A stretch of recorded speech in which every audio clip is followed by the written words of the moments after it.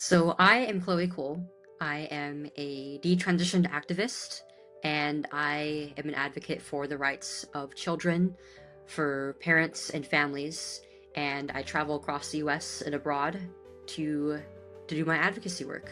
And I mainly do this out of my own motivations, having been through the process of a childhood medical gender transition myself. And I think that every child deserves the right to grow up with their body fully intact and not have to suffer through what I and my family did. My gender transition began at the age of 12.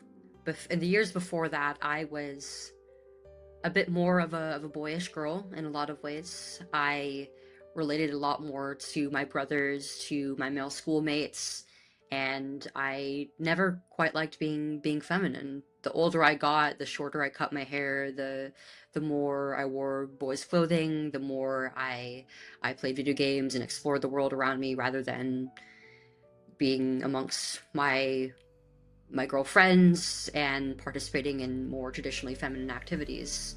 And I think that, all things considered, I was a pretty normal pre-adolescent girl, but I didn't really have a close relationship with a lot of my female role models, and I didn't really know who to look to for guidance around certain parts of growing up, especially around puberty. But I ended up in the wrong hands when I started using the internet when I was about 12 years old. And I went to social media and I encountered the transgender community through communities that were based around just my personal interests. Stuff like the video games I played, musicians I listened to.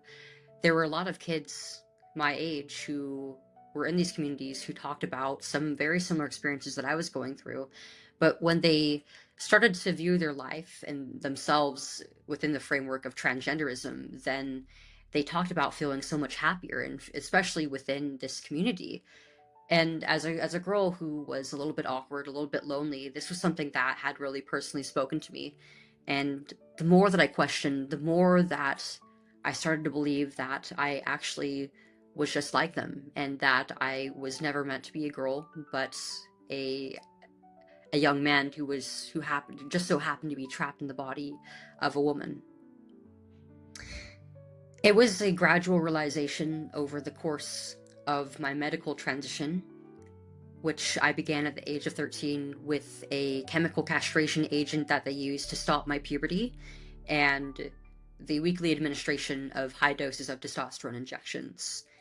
I went into my high school years being perceived as a young man by pretty much everybody in my life, from my teachers to my classmates, and I lived this different lifestyle for a good chunk of my formative years. I thought that I was happy at first. I thought that it was bringing me personal fulfillment in my life, and that this was the way that I was going to be for forever. But I started to realize over time that these treatments were not what I was led to believe they were, and that this way of life was actually making me more miserable. But I thought that the problem still was my body and the way that I was born, and that in order to truly become happy, I had to go further into it. At the age of 15, I ended up undergoing a double mastectomy to surgically remove my breasts. And that was what changed things. That was the major turning point when it hit me just how much change was happening to my body in such a short amount of time, and especially at such a critical period when I was about to become an adult and I had to start thinking about what it was that I wanted to have in my future as an adult. And that goes beyond my education, that goes beyond what college I want to go to. I started to ponder things like marriage and having children of my own one day. And the more that I thought about these things, the more it hit me that I had a purpose as a woman. I felt called to one day become a mother, to get married, to have children and a family of my own. But also that if I kept going down this route, I could be rendered infertile. I had already lost my ability to breastfeed. And that was something that really caused me a lot of grief. But I also had a lot of hope. I knew that I could not keep doing this. And I was determined to find a new normal life afterward, after all the damage that had been done to me, and hopefully to reverse some of it, and to find to find happiness. Some of my biggest regrets were not only that I've lost parts of myself forever, my breasts, but also that I feel like in a way I was trying too hard to be grown up and to make decisions that I was at an age that I just was not equipped to. I simply was not mature enough. And frankly, I don't think that this way of life benefits anybody, but especially for a child to undergo. It's just so destructive. For years, I couldn't forgive myself because I really reflected on just how much this was hurting, not just me, but also the people around me. There were moments when I let the stress, I let the pain that I was going through hurt my friends, get in the way of my relationship with my family. But I'm very grateful that I've been able to turn everything around. I've been able to make amends with people in my life who I love, who I hurt during that time. And I think ultimately that's what matters. Even though I had supportive people around me during the time that I stopped my transition, those resources could only do so much for me, which they did a lot for me. But as I said earlier, there still was that sort of emptiness, that search for something greater. And through God, I found that. I found comfort in learning the way that I was created was absolutely not a mistake. It certainly wasn't a coincidence, that there was a purpose in all of it, and that through all of the pain that I went through, I was allowed to go through it. God allowed me to experience all of that. Not because he wanted me to be in pain, not because he wanted me to suffer, but because he knew that I would learn through it. And eventually, through him, I could be transformed and use my transformation to help do the same for other people. I finally learned my purpose. I think it's a very, very fine balance, especially for these children, as we're watching them go through this confusion and this distress around this very personal part of themselves. We want to give them the freedom to express themselves. And I think it's a natural part of childhood and the teenage years for many to want to branch out and really find out what your identity means. And that often means dressing differently, styling yourself differently, and carrying yourself differently to try and figure that out. But exploring your identity as a child cannot become making decisions that get you hurt for life, that extend far into your adult years. As adults, we are called to protect the children in our lives and to protect them to sometimes say no to them, to protect them from making foolish decisions that could get them hurt. Because we're supposed to guide them. We're supposed to use our wisdom to help them rather than hurt them. And I think that's exactly what had been done to me. My doctors had prioritized ideology. They prioritized what I wanted over what it was that I needed. And what I needed was simply to be told, no, you are not a young man. This treatment is never going to make you into a young man. But we can guide you through these feelings that you're experiencing. We can help you through the confusion and help you to discover your identity in ways that aren't contingent on experimental medicine. And I think that's what every child who is in this position deserves. They deserve to have adults who will say no, who will give them the appropriate guidance, and not allow them to take too much power over themselves as children. I have a lot of credit to give my mom and dad. I feel called to honor them, not just because I feel honored to I feel called to honor them because they've given me so many gifts in my life, including the gift of life itself. And I know just how much they love me and how much they struggled for me during this. It was not easy for us as a family. Our relationship really suffered as I started to go into this downward spiral during this time that I was going into this treatment that the doctors lied to all of us would help me. And for them, it was like watching their own daughter become something entirely unrecognizable. There were times when they even wondered whether I would be able to make it out, if I'd be able to heal from all this.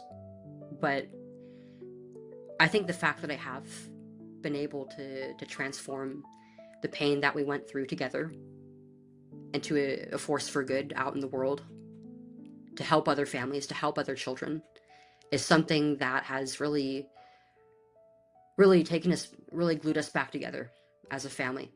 And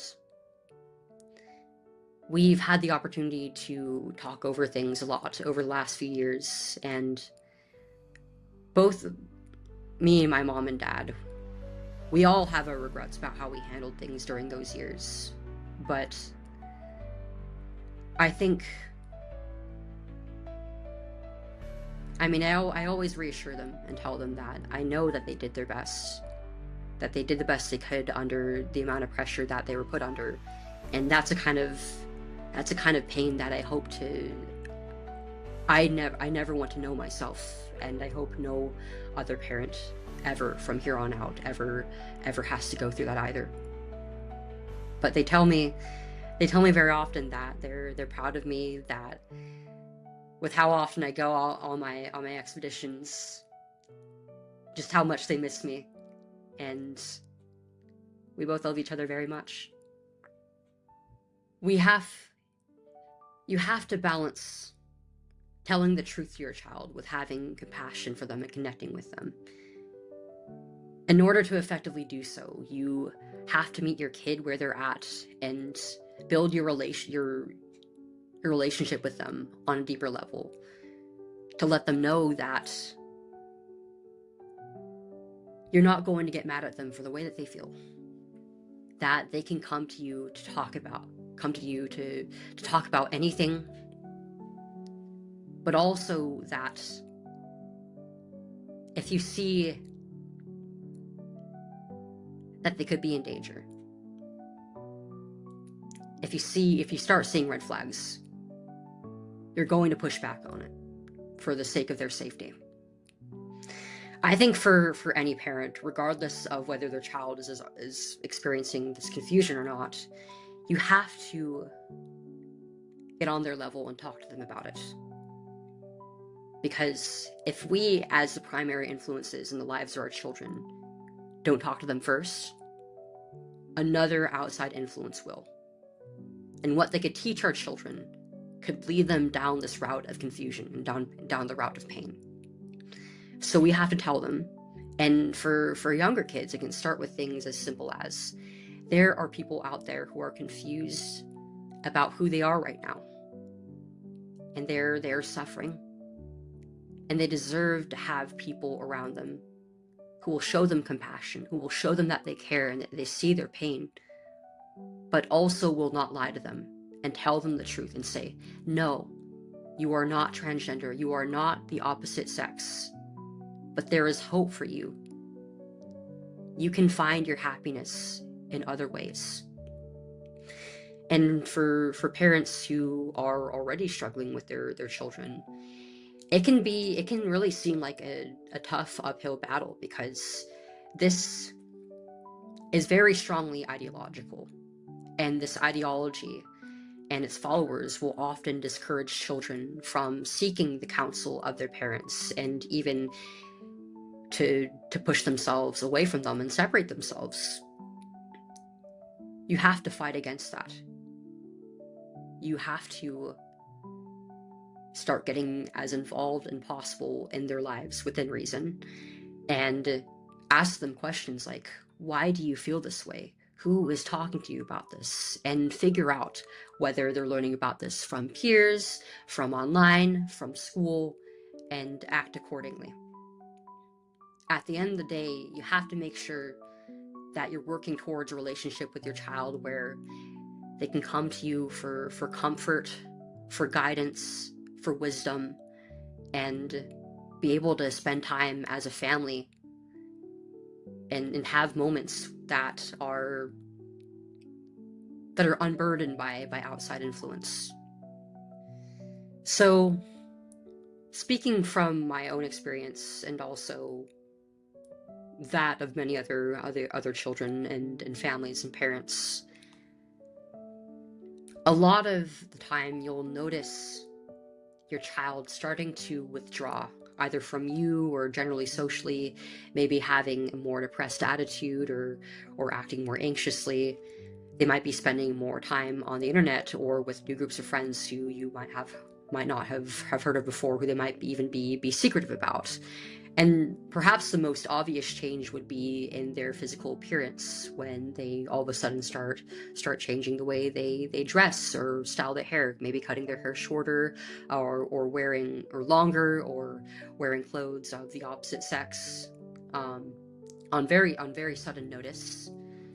But you can't know for sure until you start really observing up close and asking your child, if you get the opportunity,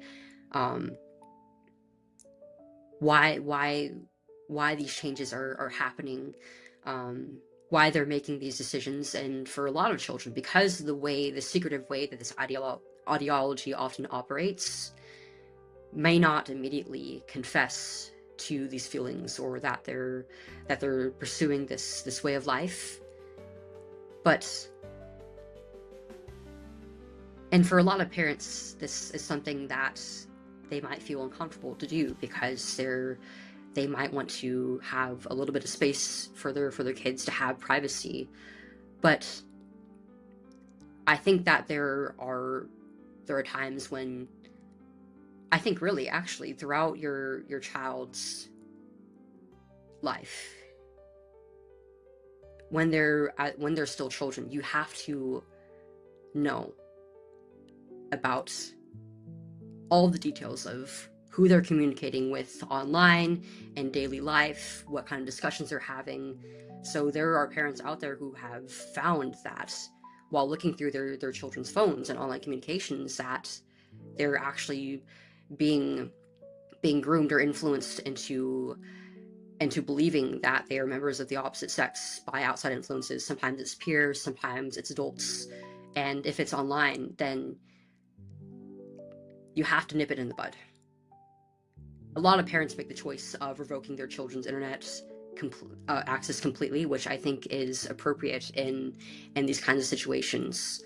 And if you're going to take something away, if you're going to take away these outside influences, you have to replace it with something else, including time between you and your child, and encouraging them to pursue different forms of entertainment, pursuing building their skills or hobbies in place of the time that the internet took in their lives. It is really difficult to find resources that are on the more critical side of this issue, that specifically are faith-oriented and for parents at the same time. But I think that the best available resources are already within your reach, whether it be within your own family, within your own community. What these children are missing a lot of the time is a sense of identity within their own communities, and a sense of the community around them, and connection with the outside world. And that is what you have to provide them. I think online resources and things like mental health care resources, even when they're critical of this, can only go so far. You have to provide that sense of, you have to help provide that sense of community and relationships with your child. And I think the best guidance comes from our churches. It comes from the Bible itself and our own relationship with God. And we have to use what we've learned and the grace that we've been given in our relationship with God and spread it to our children. I'm very blessed to have become a believer in recent years. It wasn't really a part of my life until then, until my advocacy journey began.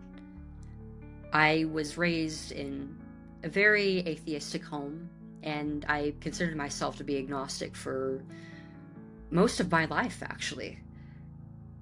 I believed in science first. I believed that it was essentially an infallible form of gaining knowledge about the world, rather than the very highly flawed practice of us trying to learn more about God's creation, which I think that science and our faith are two absolutely compatible things, and not just the one or the other dichotomy that a lot of people, especially atheists, frame it to be. But science can only answer to so much. It didn't give me a set of values with which I could carry myself. And I was searching for that for a very long time. Eventually, transgenderism effectively filled the void in my heart where God should have been. And in a sense, I became my own God. I could bend reality to my will. I could take these drugs, get this surgery to change the way that my body looked and functioned. And I could even change the way that other people saw me and referred to me. But that would only go so far, because it all was a complete lie. I never was actually going to become a young man. It didn't matter how far I went. And that realization was very heartbreaking for me. When I ended up detransitioning, I was empty again, trying to find something to believe in, trying to find something to live for. And yet again, I was searching. I finally found my answer, though. It didn't happen until after I stopped my transition.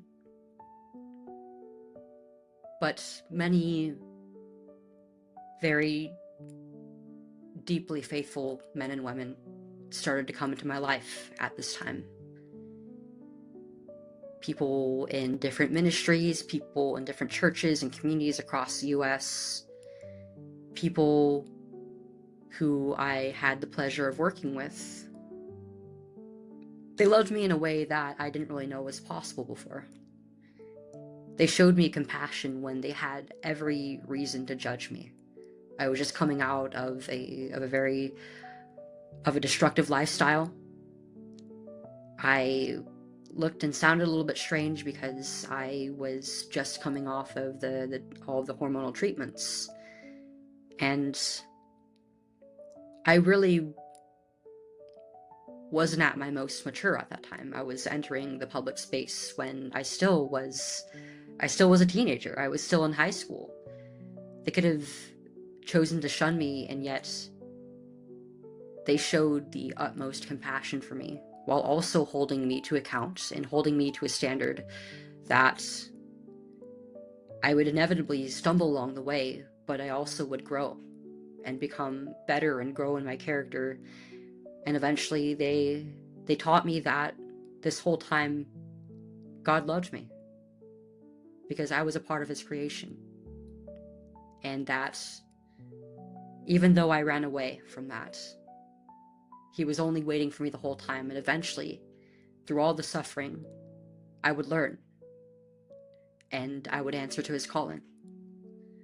And it's given me a backbone for the way that I conduct myself in my daily life and in my advocacy.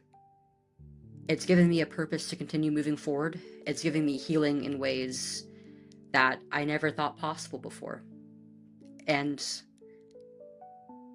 I want to spread that same message, that same grace that God has given me, that the loving Christian men and women have given to me in my life.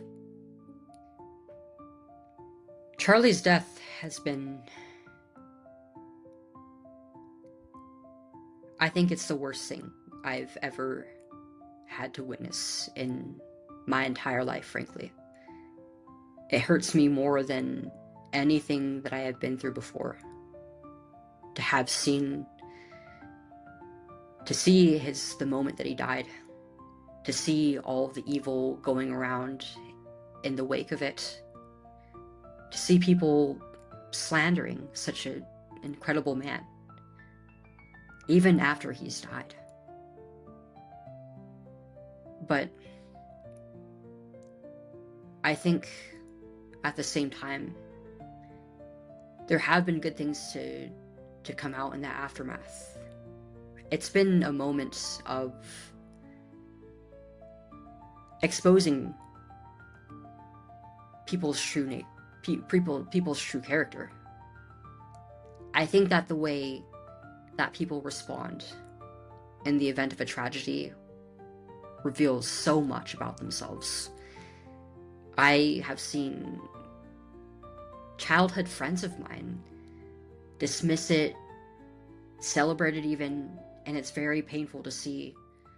But I also have seen how so many people who I've had the pleasure to work with, and even people all across the world,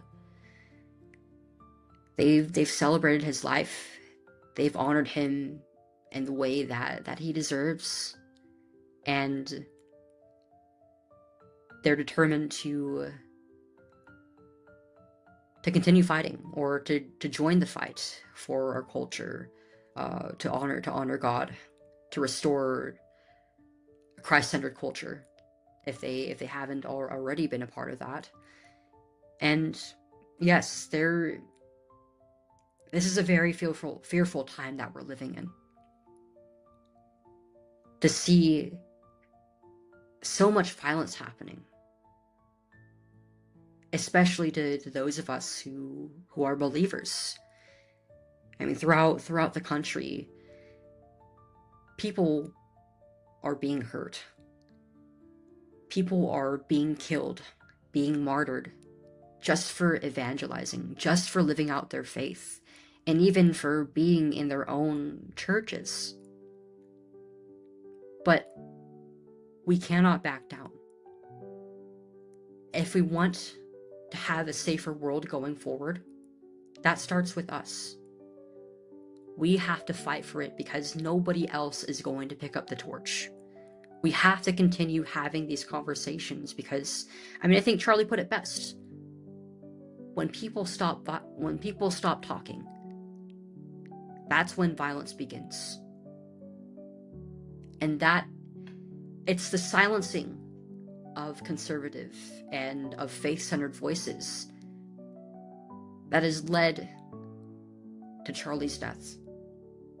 Because people have been so radicalized that they believe that there shouldn't be an open discussion, that people should be silenced in the worst ways possible if they believe or say the wrong thing. No, we have to create a culture going forward that allows for as open discussion as possible, that is civilized, where everybody can contribute and come to the table. So we have to continue speaking the truth. For safety, for our communities, for the future generations, and to honor God. I think that mental illness and things like learning disabilities are a big part in people's experiences leading up to them starting to become confused about their sex. And while having an inadequate understanding of my mental health profile has helped me a little bit in healing, It has an answer to everything. What this really chalks down to is a spiritual illness in our communities and for these people personally. It's an intangible battle that medicine alone or at all can even solve. It takes working on your own personal relationship with God and the way that you're created, and learning what it is that God truly wants in your life, and working with that to get to a point where maybe you don't necessarily not feel those feelings anymore, but you can work with them and you can find true happiness. Thank you for the question. That means a lot. Moving forward, there is a lot of ground to cover, both for me personally, and for the movement as a whole. I think that one of the ways that there's different facets that we're going to have to tackle in order to take this down. We have to combat the institutional capture of our hospitals, of our healthcare system, of different health entities, as well as the laws around this. But we also have to target the wallets of these doctors, of these hospital systems. We have to show them that maybe this is something that we can't change your mind on, but you're going to lose money. You're going to lose your funding. You are potentially going to lose your livelihood if you continue this abuse, this attack on our children and our families.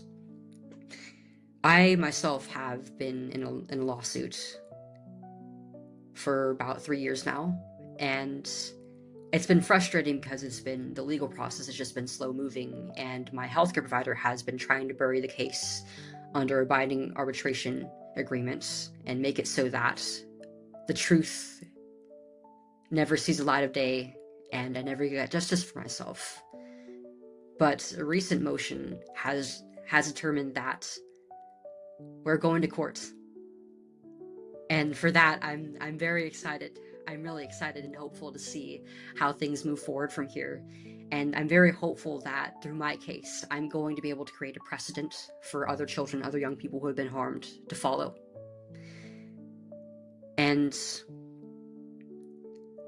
I am going to continue speaking on university campuses, even in the face of fear, even when it might be unsafe for me to do so, because I'm called to speak to my generation on this in a way that many other people are not able to, because I can use not only my testimony of having been harmed, but also the fact that right now I am a part of the generation that is facing this the most.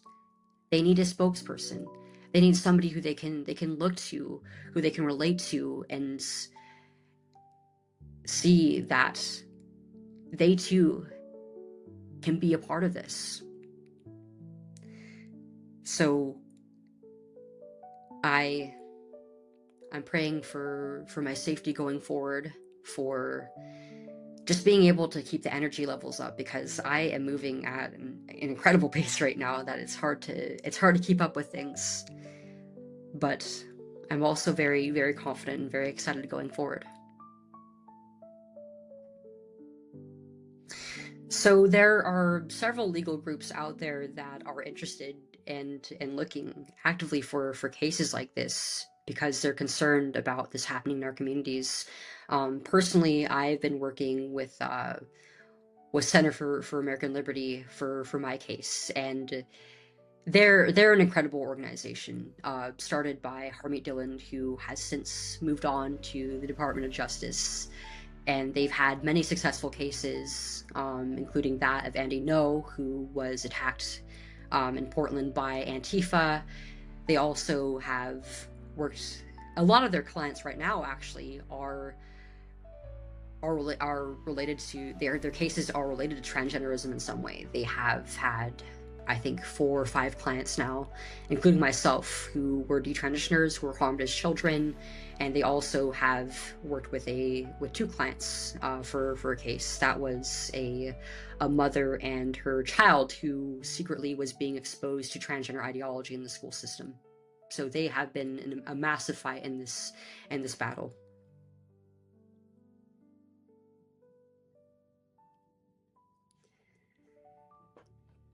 Yes.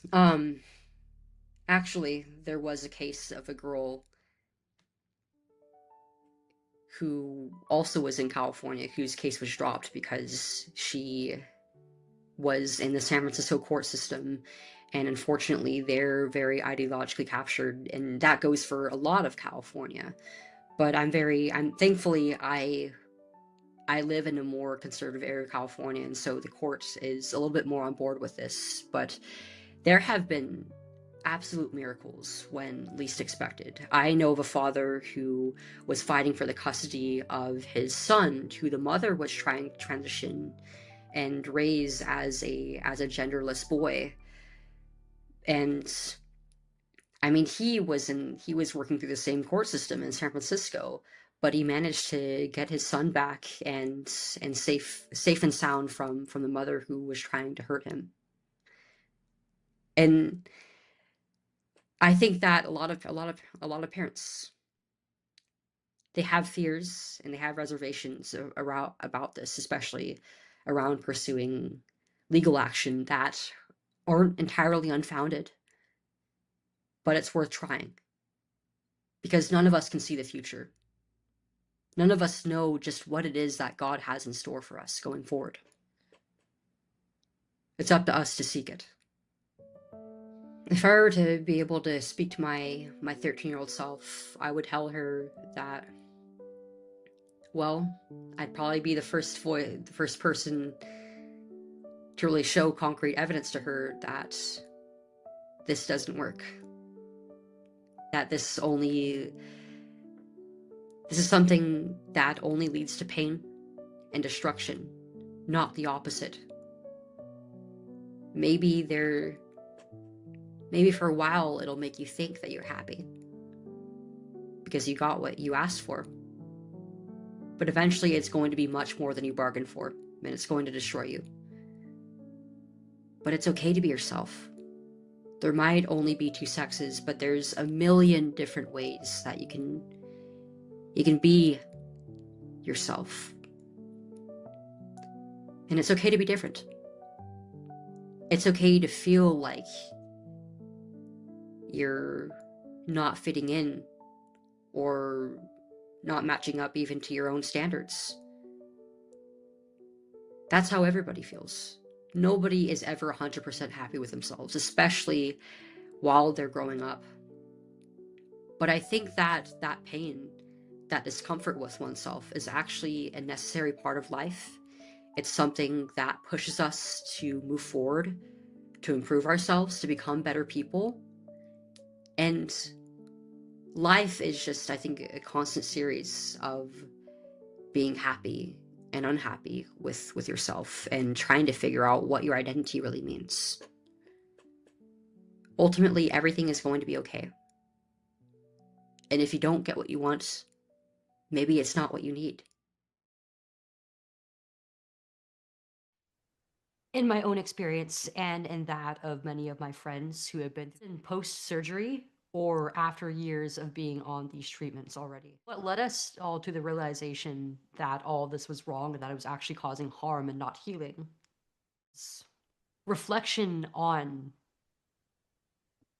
the damages that came directly from these treatments, and often through navigating the social process of trying to be like the opposite sex and realizing that it's not this dream life and it's not this perfect medicine that it was made out to be.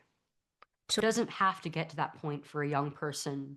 A lot of people who I've met who have stopped this before they even went on any of the treatments. A lot of the time that was because they had somebody in their life, especially their parents or a mentor or a friend who they could look to, who would give them support, who would show them compassion about their feelings, but also would not lie to them about who they were and would tell them, no, this is not right for you. This is not going to help you. This is not going to save you.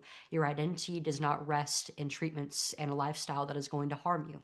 Even though I largely came to the conclusion, even though I came to the decision to detransition on my own terms, I think what did help a little bit over the years was having some people in my life, even though I didn't initially listen to them, who told me, no, I don't believe that you are a boy, and I will never see you that way. And I hope that you get out of this. And I think that's why it's so important for us to minister to the young people in our lives, whether it's our children or our grandchildren or children in our families and our communities who are going through this confusion, and to be the ones in their lives who will stand up for the truth and will stand up for what's right and show them that there is another way for them. Something that I have seen a lot of, especially with adult children. It gets a lot harder to approach them to even talk about these subjects, even from a non-critical lens. Every situation is different, and every relationship between different children and different parents it varies, and I can't speak to every one of them. But I think in general, a good starting point is working on the very basics of your relationship with your child, and making sure that not every conversation is about gender or about these issues, but you can have a relationship with them as a mother, as a father to your child. One thing that everybody searches for, whether they're still a child or they've already entered the adult world, they want to be able to look to their mom and dad for love and for support. The thing that makes approaching, especially situations like this, so difficult is that I think a substantial and a necessary part of the parent-child relationship sometimes involves saying no to your children, and sometimes that involves making them upset. As you work through your relationship with your child, there inevitably are going to be some difficult moments where neither of you may get upset, or where either of you will get upset with each other. You have to persevere through it, and you have to continually show them that everything you do for them is out of love. When you might be able to get to a point where you can have these conversations, do not ever falter in telling the truth. Just tell it the way that things are when you have these discussions, and ask them questions. They want to be heard. They ask, and you want to know what their understanding of all of this is. It starts with questions. And when it comes to responding to those questions in your conversations, you have to balance truth and compassion together, but you have to never concede on what you believe and what you know to be true about our biblical and scientific understanding of what male and female is, and about LGBT. To my own experience, my mom and dad would occasionally push back, especially in the very beginning when I told them initially about these feelings, on the things that I would say. And I had an older brother who would do the same. And at that time, it did make me very upset. And sometimes I did feel like they were misunderstanding me, or that they were ignorant about this, or even sometimes that they disliked me because of these feelings that I had. But as I've gotten older, as I've become an adult, I've become very appreciative of the fact that they were the ones in my life who were standing up for the truth, and at a time when very few people were, even our own doctors. We cannot control the way that other people will respond to us or feel about the things that we say, especially as parents and as grandparents and as adult figures in the lives of children around you. You have to be the one in their life that will stand up for them, even if that means getting into disagreements with them. You cannot give up on them, and you have to continue advocating for them and having these conversations with them and praying about this as you move forward. I understand that some of us have particularly difficult relationships with one's children, and you might not be in a place where you can have these conversations, but God uses everything for good. And continue prayer, continue in our own relationship with God, and be discerning. Well, the biggest thing that has moved the movement forward to protect children and families from this is the fact that it wasn't just one person speaking up. It was many everyday people from all across the state, from all over the country, coming together to fight for what is good. So even if we're at a point in time where people in our families, people in our communities are not speaking up about this, then we should start the conversation. You can bring awareness, you can bring change in your own community and in your family by speaking up, by talking about your testimony, by talking about what you are going through, what your children are going through, and keeping people updated in the loop about things that they might not know are happening right now. Sometimes it starts with things just even in our everyday conversations with our family members, with our friends, with our coworkers about these things in order to bring awareness and to bring change into the world around us. Beginning of my detransition was one of the most difficult the most difficult nights in my life. I broke down crying because I realized that I wanted to have children of my own.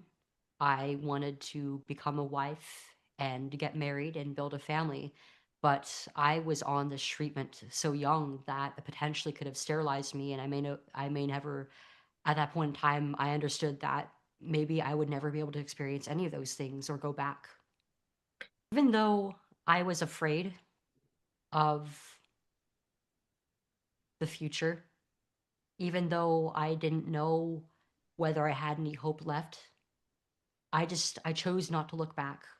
I think the very first year of my detransition, it was incredibly difficult for both in my social life and with my health, and even just trying to work with my doctors and moving on from this. I got very sickly. I lost a lot of weight, and emotionally, I was at my worst because I was very much traumatized, and I lost pretty much all of my friends. My last year of high school, I lost the support of the transgender community, and I had absolutely no support on my doctors, even with very simple requests that I had, like getting blood results back or changing my name and sex marker back. Eventually, I found gratitude even in the trials that I was going through. I eventually learned that all of it was happening for a purpose, and I still had moments that I could smile in, especially as I just kind of re-embraced the simpler parts of femininity, like growing my hair out, wearing dresses, wearing makeup, all things that I had missed over the years. I learned who my real friends were. I ended up making many more friends who had values that I aligned with and would stand up for me through thick and thin. And even though I'm still on the search for doctors who will help me with my needs after being hurt by this medication, I miraculously have gone through healing of my body, and I am much healthier than I was just a few years ago, and for that, I am very grateful.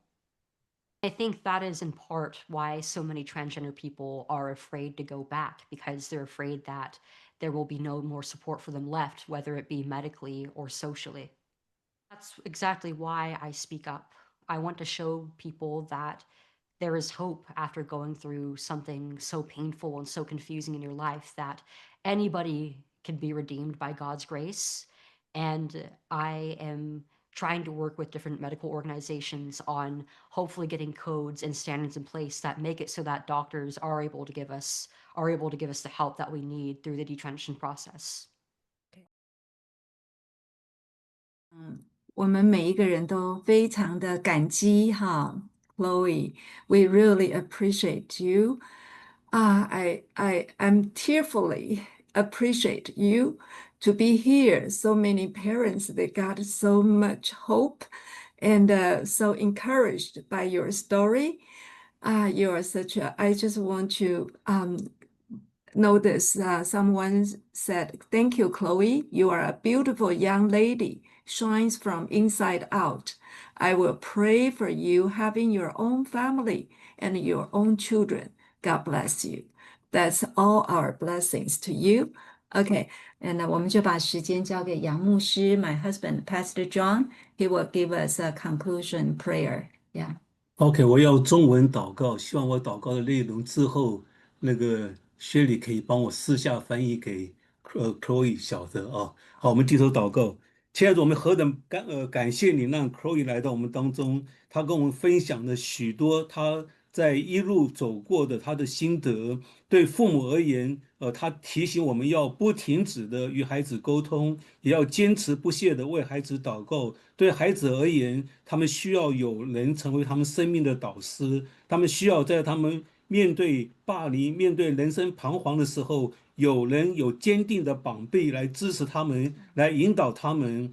对整个环境而言，我们需要有更多的父母委身在侍奉同性恋、侍奉这个LGBT 族群的事上，我们这些承受你恩典的父母。我们不要忘记神给我们每一个人身上的使命，我们需要每一个人都把自己视为性别宣教士，在服侍 LGBT 族群的事上，我们不缺席，我们积极往前，我们委身侍奉，好使更多的这个族群的人因着我们的侍奉，他们可以被挽回，他们可以被神得着，以致他们也可以被神复兴，他们也可以成为传递神救恩的火种哦。那这 LGBT 族群所面对的困难，因着你在我们身上的感动，我们愿意顺服的委身，可以帮助许多的人脱离他们的困境。谢谢你今天借着 Chloe 给我们带来那么美好的讯息，我们也真的求你多多祝福我们的姐妹，在她人生的过程当中，纪念她这样子辛苦的劳碌的各处的服侍，你也纪念她自己的需要啊，她的生活的供应，她的生命的成长，她属灵的学习，以及她自己在谈话当中多次提到，她也希望成立她自己的家庭，你也在这方面来丰丰富富的供应她。感谢你给我们美好的聚会，我们聚会即将结束，巴不得你的圣灵将那么多的讯息，真的进入到我们每一个父母的心中，那我们领受了，我们也真的存着诚实的心，我们也回应你的呼召，我们也认真的学习，我们也真的像我们姐妹所分享的，做父母的要不停止的与孩子沟通，要坚持不懈的为孩子祷告。我们也在这两点上尽我们的本分。愿主耶稣基督的恩惠、上帝的慈爱、圣灵的感动、交通引导、光照医治，常与我们每一位以及与我们的家人同在，直到主耶稣基督再来的日子。Amen. Amen. Amen. Amen. Amen. Yeah. Thank you. Thank you so much. 我们就把这个 remove pin，然后我们可以看看大家哈，大家可以一起给我们的讲员 speaker 哈give her some heart or some hands to encourage Chloe. Okay. Yeah. All right. Thank you so much. Okay. 好，那我们a lot of hearts. Yeah, Chloe, we all love you. You're like children, our Thank you guys beloved so much. daughter. Yeah.